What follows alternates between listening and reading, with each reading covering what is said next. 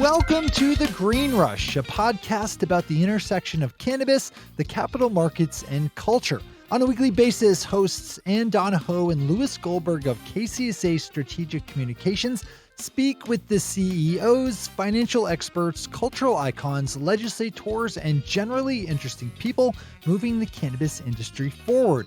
Today, Louis and Ann are speaking with Liesl Bernard, founder of CannabizTeam. While everyone seems to be focused on the financial side of the legal marijuana industry, the social justice and social equity issues, and the cultural side of the plant, at its core, cannabis has always been a phenomenal job creator. President Donald Trump has talked a lot about the beauty of jobs in the dirty business of coal, but legal cannabis long ago surpassed that dying fossil fuel as a major force in job creation. Think about this. There are about 40,000 total jobs related to the coal industry in the United States right now, but more than 120,000 in legal marijuana. So if you want to get out of your boring traditional job and into the legal cannabis industry, this is the episode for you. Don't sit back, lean forward. Now on to our interview with Liesl Bernard of CannabizTeam.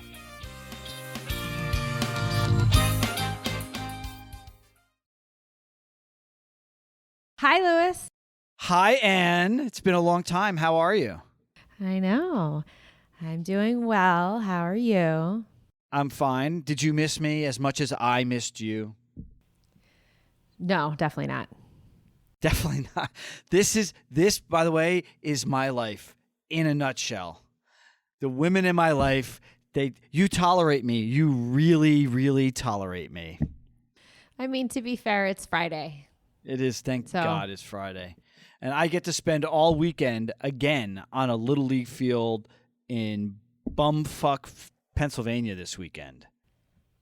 So we are recording this on Friday, June 7th, and the jobs report came out, and there were only 75,000 new jobs added in the economy this past month, which was a disappointing number. You know, consensus estimates were 125 to 175,000 jobs. So the Trump economy is slowing down, but what it does not seem to be slowing down is the cannabis economy. People are clamoring to get into this industry. And people from non-traditional industries looking to get into this industry, or I should say people from traditional industries looking to get into cannabis. A lot of our clients are poaching and hiring from, really big companies like Twitter and Nike and fill in the, mainstream company. So I think it's a really interesting trend. And if you look at just our own company, KCSA has been around for 50 years. And when we really got involved in the cannabis space about 5 years ago, there were about 25 of us. Today, there are almost 60 of us. And a large part of that growth can be ascribed to our growth in the cannabis industry itself. It's amazing. And we are seeing people who are coming to want to work for us from healthcare public relations firms and investment banks and Wall Street who recognize that we named the podcast The Green Rush for a reason, because it's real. There is this massive market that we are converting from the illicit to licit, and people recognize that this is it's not the next big thing, it's the now big thing. I think that's a byline. So we're going to be talking to somebody really interesting today. As per our want, whenever we can, we talk with one of our clients. And we are speaking with Liesl Bernard, the founder of CannabizTeam, which is the largest and most effective staffing agency in cannabis. And Liesl is a really fascinating person in her own right and has some really, really, really interesting things to say about cannabis. So I think with that, we will go on to our conversation with Liesl Bernard from CannabizTeam. Liesl, thank you so much for taking the time to join us today. Thank you so much for having me. It's a pleasure. You have been in the staffing field for a really long time. I mean, you're very young, but you've been doing this for a long time. So can you take us back to the beginning of your career? How did you decide that your job would be helping other people get jobs? Well, I actually started my career as a CPA, working in auditing in Big Four. So I started my career with KPMG, and focused on finance and IT solutions. And pretty quickly, I realized that I'm not the best person to sit behind the desk and look at numbers all day. And I actually went to one of the largest staffing firms in the world, to help me find a job, in a different arena in accounting and finance. And they led me to a little back room and said that, you're one of the few CPAs that we found that actually have a personality and have good interpersonal skills. How about jumping into the recruiting field and starting to recruit finance and accounting professionals? And at the time, that sounded like a lot more fun than looking at numbers. So I kind of made the transition, by default, because it kind of just came up as an opportunity, but loved it from the very first day and became one of the company's top producers within the first year.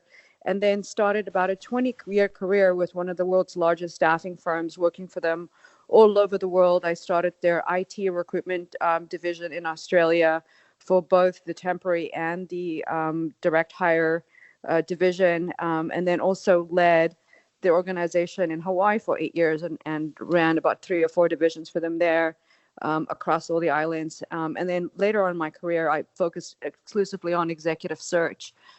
So I held many hats in the 20 years that I worked for one of the largest staffing firms in the world. And then about 3 years ago, I saw the opportunity in cannabis and started my own company. Liesl, cannabis is a huge stretch from what you were doing in the past, from IT and finance and executive search. What was the aha moment that you had that led you to found CannabizTeam? Well, I've always had an entrepreneurial spirit, and I think in the back of my mind, I always wanted to start my own staffing and executive search firm, and I just didn't quite have the right industry in play at the time. And about 3 years ago, one of the largest cannabis firms approached me and said, can I do some executive search for them? And at the time, the company that I worked for didn't allow us to work in the cannabis space. And I think a lot of the larger publicly traded companies still don't. And I was told that I couldn't service this client, and a light bulb went up onto my head, and I realized that this was my opportunity. Looking into it, I realized that there was a fantastic need for professional staffing firms in the cannabis space. And I immediately took the opportunity and left and started CannabizTeam. We had a similar experience here at KCSA. We got involved with the cannabis industry 5 years ago.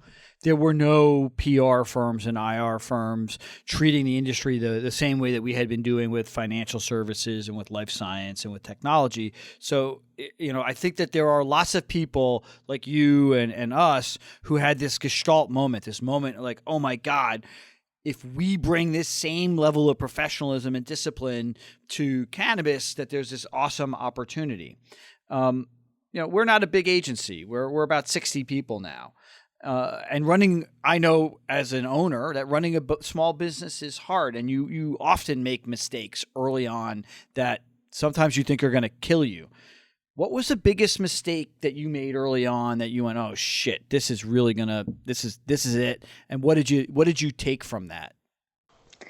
It's strange, Louis. I really don't feel like we've made a ton of mistakes. We have been growing organically very, very slowly and very methodically and very strategically. As we started growing, we ended up having different focus areas, and I hired experts in different areas within the recruitment field that could service our clients all the way from cultivation to extraction, manufacturing, to dispensaries. And then my executive search team focused exclusively on C-level positions in the cannabis space. So, I feel very fortunate. Maybe I don't see the challenges that we've had as mistakes and more as opportunities to grow. So it's been a lot of fun, and I'm hoping that we can continue this trajectory. I want to talk about the economy for a moment. We know the economy's hot right now, but unemployment is kind of in an odd place. It's at a multi-decade low, but the job numbers that just came out, we just talked about, are a little bit disappointing, but the job market in cannabis seems to be booming. Can you talk a little bit about that?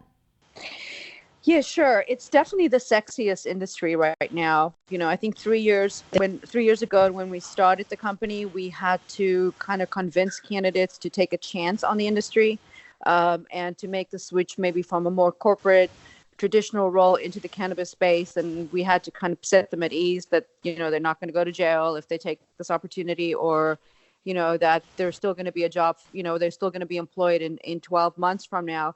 And it's incredible how it's changed over the last, 2 years, where, we had to kind of convince candidates to take a chance or take a risk. Now we're inundated with people that want to get into the industry, and we're getting people from all walks of life that are trying to make the transition. So, as far as the appeal is concerned, I think cannabis is definitely a very appealing industry to get into, and there's tons of job opportunities everywhere, all the way from, like I said, agriculture to executive level positions across the board. You had talked about people concerned for, careers in cannabis, that they may be arrested, or, but I think the other question that I have is, if you're a candidate and you want to explore the cannabis industry or a career in it, and you're in the industry for a year or 3 years or 5 years, and you want to then leave the industry, does having cannabis on your resume help or hurt, or have no effect? And who wants to leave the cannabis industry? I know. Well, is there concern, from people who are like, I want to do this for a little bit, see what it's about, but I may not want to stay. How is it going to hurt my chances, moving on? I think that is becoming less and less of a concern. We definitely had those questions 2 years ago, saying, if I end up leaving, am I going to get judged for working in the cannabis space? It's very much a socially accepted industry now. It's becoming, the sexy industry to work in. There's a lot of opportunities, and companies are paying well, and also, even offering equity. So they're enticing people to stay and to grow with the companies that they join. So I really don't see that as an issue. And, I think as more and more states go legal, and it becomes also recreationally legal in more and more states, it's just going to become another industry. And, maybe, 3 to 5 years from now, when the federal regulations get lifted, that won't be an issue at all.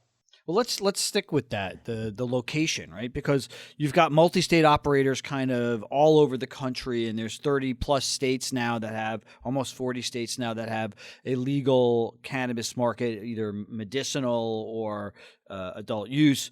Where are the jobs? Like, if you were looking out there, what states have the most need right now? Well, obviously, all the states that have gone either medically or both medical and recreational have most of the jobs. But, I think there's a lot of states that are preparing to go legal. So we're seeing, a ton of growth all over the U.S. We're also seeing growth, obviously, in the U.S. and also in Europe.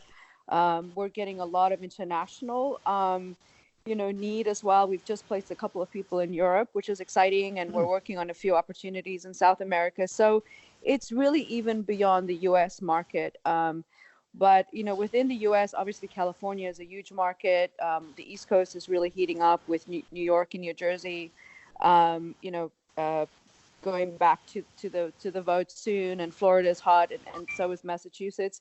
But with Illinois going legal last week, that's, it's the whole country. So it's very, very exciting. And a lot of operators are in multi-states now.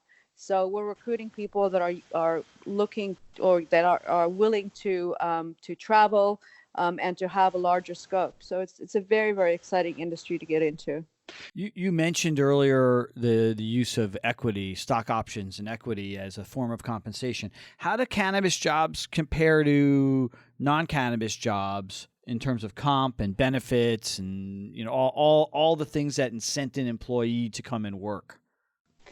Yeah, and that's changing a lot too over the last couple of years. Initially we saw cannabis companies maybe not paying up to market value for positions. And I think it's shifted over the last year, and especially as cannabis companies are getting well funded, going public, and funding is not as much of an issue as it was a couple of years ago. So now we're actually seeing that cannabis jobs are paying maybe even slightly higher than market.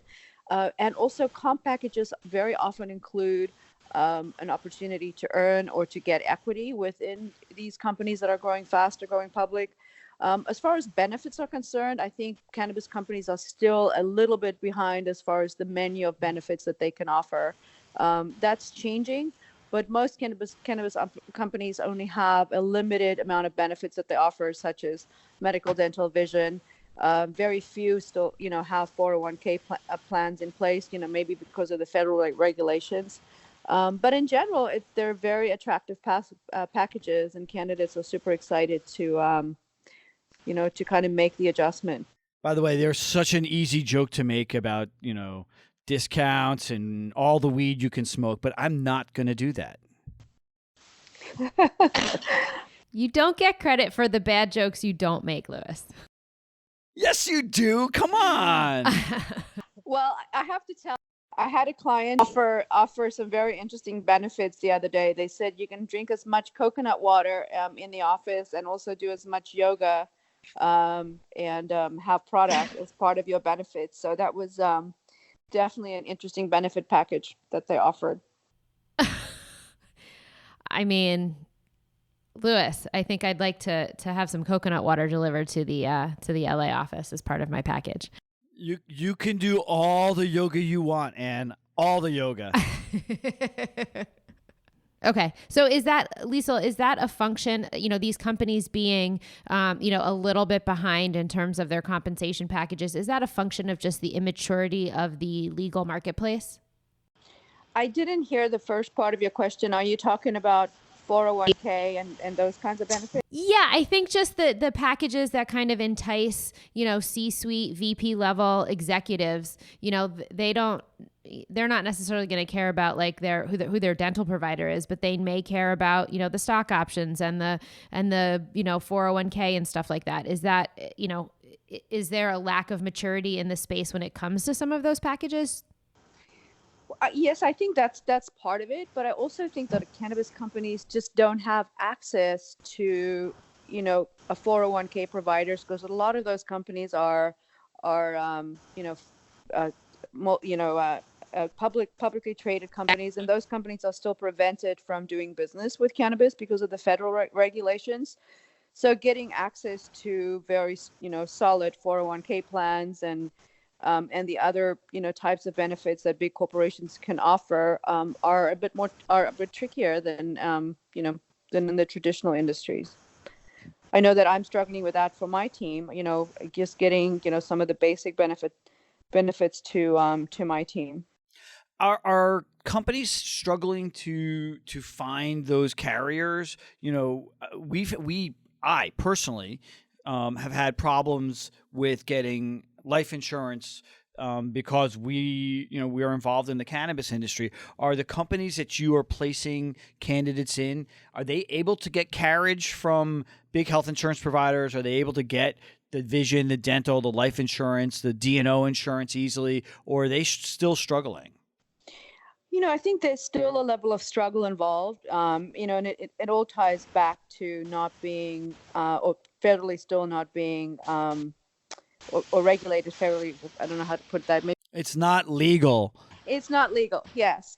And so, banking, 401k plans, insurance, and it also state by state, it varies. So there's definitely still some challenges.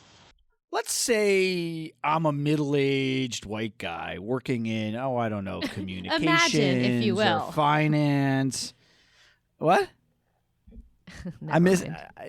You're saying imagine that. Well, okay, so it's a hard thing to do to picture me as like this middle-aged white guy. I get it. I sound this young, vibrant guy. Whatever. You guys can all laugh at me however you want, but there are a lot of people who are making this transition from the traditional corporate world into cannabis. Do you think the candidates you're seeing are looking at cannabis as a way out of their life or a way into the industry? That's a good question, and I guess it's probably going to be on a case by case basis. But in general, we're getting candidates that are excited about the entrepreneurial opportunities within cannabis, the opportunity to really contribute, and a lot of times it really comes from their heart. They want to join the industry because they're passionate about cannabis, how it's changed their lives, or how it's changed someone that's near and dear to them. And also just the new innovation that's happening in cannabis. There's constantly new products being innovated, branding, marketing, e-commerce platforms, etc. So it's just the excitement of doing something new and exciting, and potentially having an upside at the end of the day. So I would say it's probably more of a way in than a way out. But it probably is a case by case basis as well. So candidates are always looking for a new home, right? A job is more than just a job. Oftentimes, especially for the type of positions that you're placing people in, these are career decisions. When you're counseling candidates on how to look at the different cannabis companies that are out there, what are the things that you're saying that they should look for? What are the key indicators that looks like a good place to work versus, yeah, it's a job and they're going to pay you well, but might not be the place where you want to land? There's so much movement in the cannabis industry right now, and there's so many companies hiring. So I think candidates really need to take their time and make sure that they're aligning their passions with a company's vision and mission as well, and also really investigate the company's culture before they make that decision. And a way to do that is to obviously do your homework, look at the media, look at what other employers are saying, on job boards. Look at the leadership team and really understand what their background and management skills and leadership skills are. Because I think ultimately you want to join a company that you're excited about, that you're happy working for, and that you're really going to be valued in as well. A lot of the cannabis companies today are growing super fast, and maybe they're not taking the time to really create a culture that's going to retain their best people and value and empower their employees that work for them. A lot of the companies that you're placing candidates in are these big multi-state operators. You don't have to name them, but I will name some of the ones that are out there, whether you've placed them or not. But there's companies like Acreage Holdings and Curaleaf, Green Thumb, Cresco Labs. These are the bigger multi-billion-dollar market cap companies. Almost all of them are led by former financial guys. But you've also placed people in companies that have more of an authentic, OG background in the industry. From a cultural perspective, is there a fundamental difference between the companies that have the suits versus the historic stoners? And from a place to look, would you say it's better to look at somebody who comes from a more financial background as a leader, or would you rather place a client with somebody who has the more authentic historic market participation?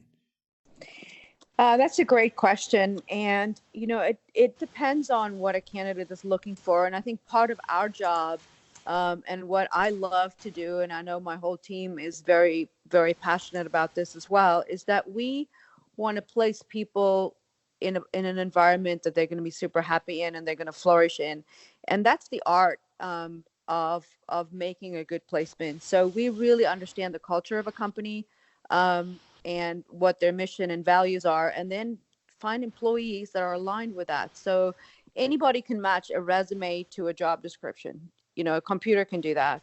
But the art in really high level recruiting and executive search comes in making that match that's a cultural fit, both from a leadership style perspective and then having employees that really flourish in that environment. So executives that come from a financial background do really well in running big cannabis companies because they have the experience, they have the leadership skills, they probably have created great cultures before, and they're probably new to the cannabis industry, but it's just a business as well, right?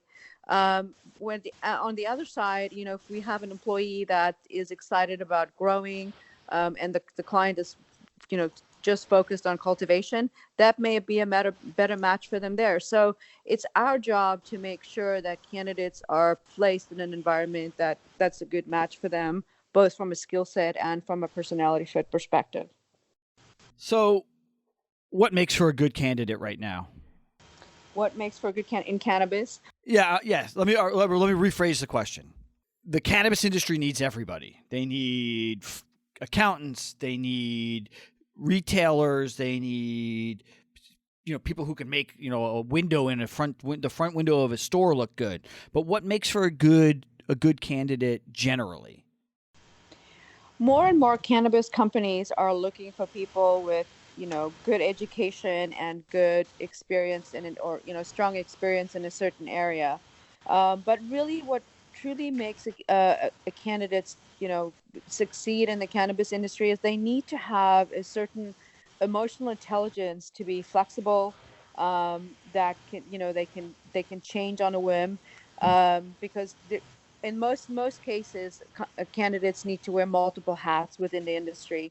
And they have to have that entrepreneurial spirit, because things in the cannabis industry change constantly right now. There's compliance that change, there's other regulations that change, there's product branding that changes, packaging, etc. So they need to have the ability to be all hands on deck, but have the passion and the entrepreneurial spirit to be able to be flexible and adapt. And those are the candidates that really succeed in the cannabis industry.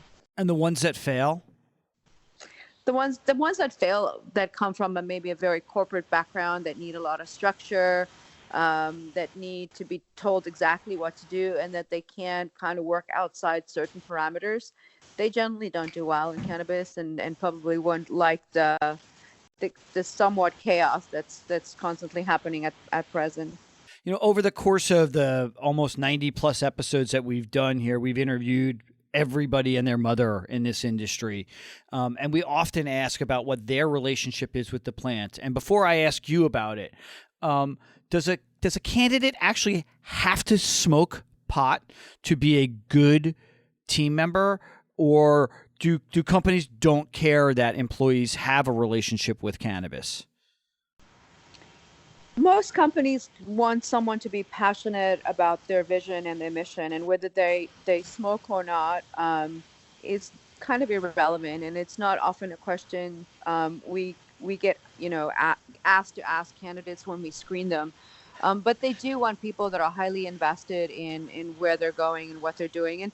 And to be honest with you, most candidates that jump into the industry are passionate for some other reason, whether it's personal or whether it's affected someone close to them. So I'm going to ask you. I am well disclosed on this show about my relationship with cannabis, and that I tend to prefer edibles. And Anne, when we started this, was a very, very infrequent user, and I still think she's a relatively infrequent user. But her, again, her consumption method of choice is edibles. Do you have a relationship with the plant that you're comfortable talking about? Yes, for sure. I am very involved with alternative health. It's always been a passion of mine. And I think that's why I love working in this industry so much, because it combines all the things that I'm super passionate about. I love working with people. I love helping people find careers that they're passionate about. And I think I have a strong intuition for business and can sense what kind of talent a business needs in order to be successful. And then on top of that, I'm passionate about alternative health and natural products. So, of course, I'm a user, and I use it for various health benefits for both myself, my children, and even pets. So I'm a big believer in cannabis. I'm a big believer in alternative health, and this is just a fantastic way for me to combine all my passions into one focus area. So you have children, I have children. I think your kids are a little bit older than mine. Mine are early teenagers. I have a 15-year-old and a 12-year-old, and they know what I do. They know that I work in public relations and that I represent cannabis companies. They listen to this podcast and they roll their eyes at me often when I make my dad jokes. How did you talk to your kids about getting involved in cannabis and making this leap into this industry? Initially I was a little bit nervous, and I live in a fairly conservative community in California. And it slowly came out, what I focused on. And initially, I think, uh, a year, 2 years ago, it was a different story. But today, I'm kind of the cool mom, and I come home with samples, and I tell my sons which clients we work with. And I definitely, I think it's definitely switched from being, oh, mom, don't tell them what you do, to, my mom is working in the cannabis space. So um, it's fun. I'm still not the cool dad. Trust me. I mean, you may be the cool mom, but I don't think I will ever be the cool dad. Uh, It's not very often that I'm the cool mom, but I have my moments now, which is fun. I want to go back to you're running a small business. How many people do you have working for you now? We're growing super quickly at the moment, because we're also going to be expanding nationally. We're looking to start an office in Illinois and also New York. And, we're nudging on 20 people, and probably going to double that in the next 6 to 12 months, which is very exciting. That is exciting. So my firm is a partnership. I have two business partners, and Jeffrey and Todd, and each of us have different skill sets, different strengths and weaknesses. And trust me, I have plenty of weaknesses, and Ann will attest to that. But the cool thing about having a partner is that we can rely on each other. So my real strengths are, big vision, big picture, kind of seeing around the corner for the next big thing. Jeffrey is much more the guy who keeps the train running on the tracks, and Todd, while running the investor relations side, is very much focused on the money, so that we're always, focused on profitability. And it's really helpful to have this, because we are able to support each other. Who do you rely on? Who do you get to turn to amplify your strengths and cover for where you're weaker? I have a fantastic support group. I have an amazing team, and I think I understand my strengths and weaknesses very well. Which I think, after 50 years, you kind of, get to know yourself a bit better. So I have a fantastic executive assistant that pretty much is my alter ego, and she picks up where I drop the ball.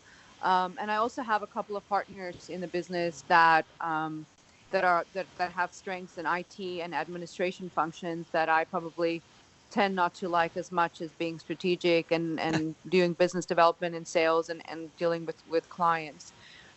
So, I think I've created a team that's very complementary. And I also have an amazing advisory board that is a fantastic sounding board for me.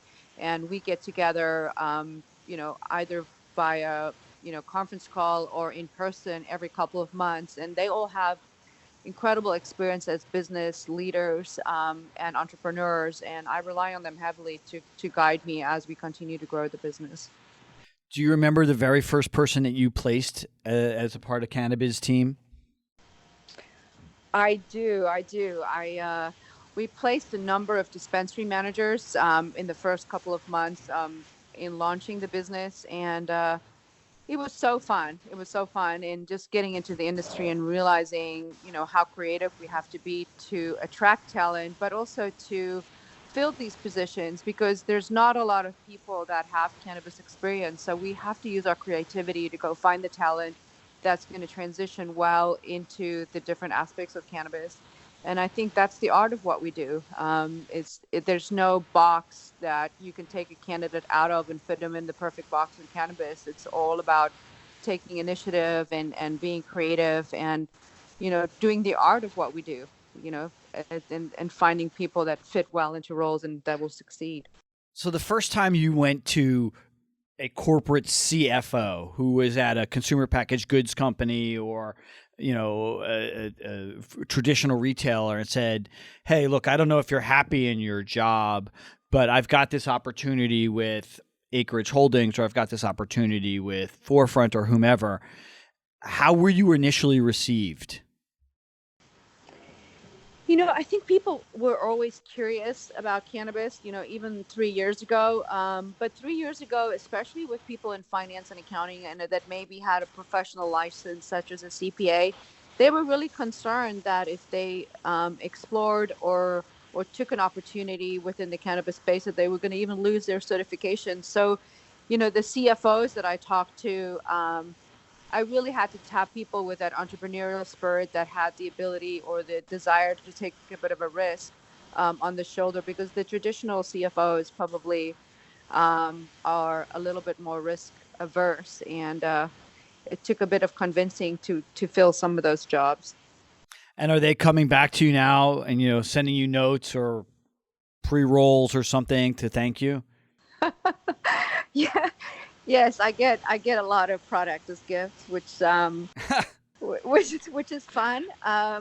But yes, it's a completely different playing field now, and people are having a lot of fun. Just because they're able to wear many hats, and they really feel like they're contributing to the growth of some of these companies. And you don't always get that sense of satisfaction when you work in the corporate environment. So is there any position that you've been dying to fill in one of these companies that you've just yet to find a candidate for?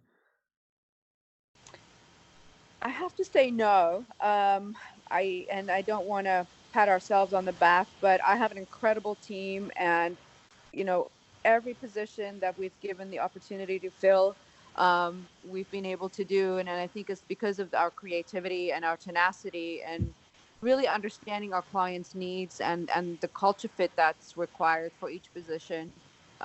So we have a fantastic fill rate. We fill most positions within 30 to 35 days, which is unheard of in the placement space. But again, kudos to my team and the passion for working with our clients. A lot of our listeners probably are going, "Ooh, I want to get involved. How do I get out of my corporate job and have you place me?" So how do they reach you? How do they reach your team? Well, probably the easiest way to connect with us is to either connect on our website. We post most of our jobs on our website, and that changes almost on a daily basis. The website for our direct hire placement is CannabizTeam.com, and cannabis with a Z, so CANNABIZ team.com. And also on LinkedIn. We post a lot of our jobs on LinkedIn, on Indeed, or reach out to me directly on LinkedIn at Liesl Bernard. And we'll put all this in the show notes. So we are at the last question. And it's a question that we ask all of our guests, which is called Why You Were Sleeping. So tomorrow you're going to wake up, it's Saturday morning, you're going to open up the San Diego Union Tribune or the Orange County Register or the LA Times. What is the story that you wish that they were writing tomorrow? What is the most underreported story in cannabis out there? Gosh, I wasn't prepared for that question. Zing! Yes. I think for me is I just want to highlight the fact that this is a whole new industry, and there's so many opportunities that people may not be aware of. And I would encourage anyone that's looking for a new challenge, that's looking to broaden their ability to contribute, and to grow professionally, to look into the cannabis space. It's such an exciting industry, and we're just at the beginning stages of where it's going to go. So if you're curious or interested, do it now, because 3 to 4 years from now, the people that did do it now are going to be light years ahead as far as their experience level is concerned, and they're going to be sought after and probably demand very high salaries. So do it now. Thank you so much. Thanks, Louis. Thank you, Anne. Thanks, Lisa. Have a great weekend. So a special thanks to Liesl Bernard, CEO and founder of CannabizTeam. And if you want to reach out to her, as she said, you can reach her at www.cannabiz, team, team.com. As always, if you want to chat with us, not on a shitty Skype connection, you can reach us on Instagram and Twitter with the handle on Twitter at @_GreenRush, or on Instagram with the handle at @TheGreenRush_podcast. You can always email us hate mail, and you can email hate mail to Skype as well through us at Green Rush at kcsa.com. Don't forget to subscribe to the Green Rush in your favorite podcatcher. It's that little button right up there. And as always, we couldn't have done this without Nick Opich, our intrepid producer, and Shay Gunther. And that is one take, Shay. One goddamn take.